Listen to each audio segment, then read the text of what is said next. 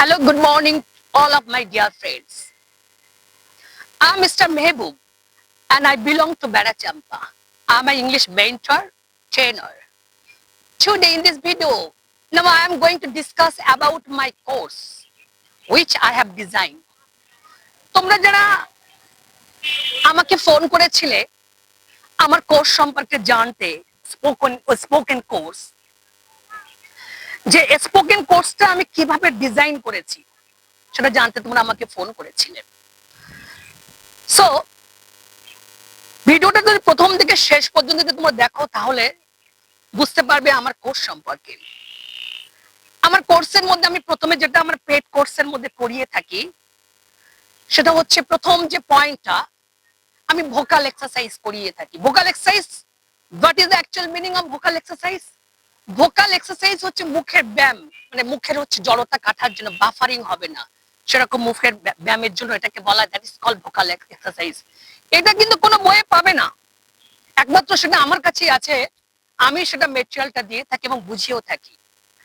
কি করলে ভোকাল এক্সারসাইজটা করলে কি হয় না, যে আমাদের মাসল গুলো, আমরা তো আমাদের মাদার টাং হচ্ছে বেঙ্গলি, আমরা বেঙ্গলি বলে বলে অভ্যস্ত হয়ে গেছে, হ্যাবিট হয়ে গেছে। যখন আমরা বিদেশি কোনো ল্যাঙ্গুয়েজ বলতে যাই তখন আমাদের মাসেলে প্রবলেম হয়, আমাদের মাম্বলিং মানে প্রবলেম হয়। সেই জন্য এটা আমি দিয়ে থাকি। প্রত্যেকদিন কোনো স্টুডেন্ট যদি মর্নিং সেশনে 5 মিনিট করে এবং সন্ধ্যেবেলা যদি 5 মিনিট করে এই ভোকাল এক্সারসাইজ করে তাহলে তার বাফারিং আর কোনো প্রবলেম হবে না। সেকেন্ড যেটা আমি করে থাকি সেটা হচ্ছে tongue twister. I have already mentioned the tongue twister of my previous video. আমার প্রিভিয়াস ভিডিওতে আমি টাং টুইস্টার অনেকটা বলেছি, তবুও আমি বলছি টাং টুইস্টারটা কি। Check the total team in the tea garden to take the taste of every teaspoon in a tea time. Canadian coffee house, KFC, campaign for chocolate in Cambodian campaign catches. এইগুলো হচ্ছে tongue twister. এগুলো আমি material দিয়ে থাকি। এটাও করতে হবে প্রত্যেকদিন মর্নিং সেশনে, ইভিনিং সেশনে 5 থেকে 10 মিনিট করতে হবে। এর কি ফাংশনটা কি? এটা করলে এই যে আমরা মাম্বলিং হয়, প্রবলেম হয়, সেটা কিন্তু কেটে যাবে।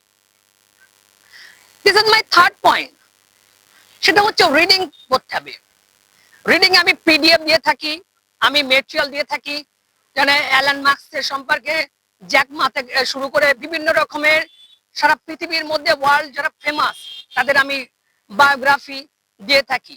কারণ দুটো কাজ হয়, একটা হচ্ছে রিডিং স্কিলটাকে ডেভেলপ করার জন্য, রিডিং স্কিলে পড়ার জন্য 3টে ওয়ে আমাকে ফলো করতে হবে। You have to follow the 3 rules. একটা পড়তে হবে loudly, clearly and also fastly. এইভাবে তোমাকে রিডিং করতে হবে। তাহলে আমি 3টে অলরেডি বলেছি। একটা বলেছি ভোকাল এক্সারসাইজ, একটা বলেছি টাং টুইস্টার, আর একটা বলেছি রিডিং মেটেরিয়ালস। তাহলে 3টের পরে আমি আমার কোর্সের মধ্যে কি রেখেছি? 3টের পরে আমি রেখেছি টাং টুইস্টার, পরে আমি রেখেছি ইম্প্রঞ্চু। ইম্প্রঞ্চু বলতে কি? শর্ট বক্তৃতা, তাৎক্ষণিক বক্তৃতা। আমি ছোট্ট একটা টপিক দিলাম, সেই টপিকে তোমাকে 3 থেকে 4 মিনিট তোমাকে বক্তৃতা দিতে হবে, সেটা হচ্ছে কি বলা হয় ইম্প্রঞ্চু। তারপরে আমাকে আর কি বলতে হবে, কি করতে হবে? আমাকে এরপরে আসতে হবে গ্রামার। গ্রামার কিন্তু শিখতেই হবে। কি করতে হবে গ্রামার মধ্যে? টেন্স করতে হবে, ভয়েস করতে হবে, মডেলস ভালো করে করতে হবে, পজিটিভ ভার্ব করতে হবে। অ্যাট লাস্ট কি করতে হবে? আমাকে একদম অ্যাট লাস্ট যেটা করতে হবে সেটা স্পিকিং প্র্যাকটিস। টোটালি এই কটা ওয়ে যদি কেউ ফলো করে তাহলে তাকে 6 মান্থ অথবা 12 মান্থ যদি সময় দেয় তাহলে তার স্পিকিং কিন্তু আসবে। একটা কথা মনে রাখতে হবে, perfection never comes in a day, it tax a time.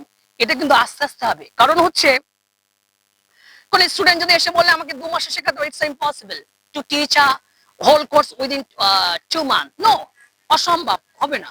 কারণ তাকে বেসিক করতে হবে 3 মাস। বেসিক করতে করতে তাকে আবার অ্যাডভান্স, ইন্টারমিডিয়েট, তারপর অ্যাডভান্স আসতে স্পিকিং। তাহলে টোটালটা করলে কিন্তু তাহলে স্পিকিং ফ্লুয়েন্ট হওয়া যাবে, না হলে কিন্তু সম্ভব না। ঠিক আছে?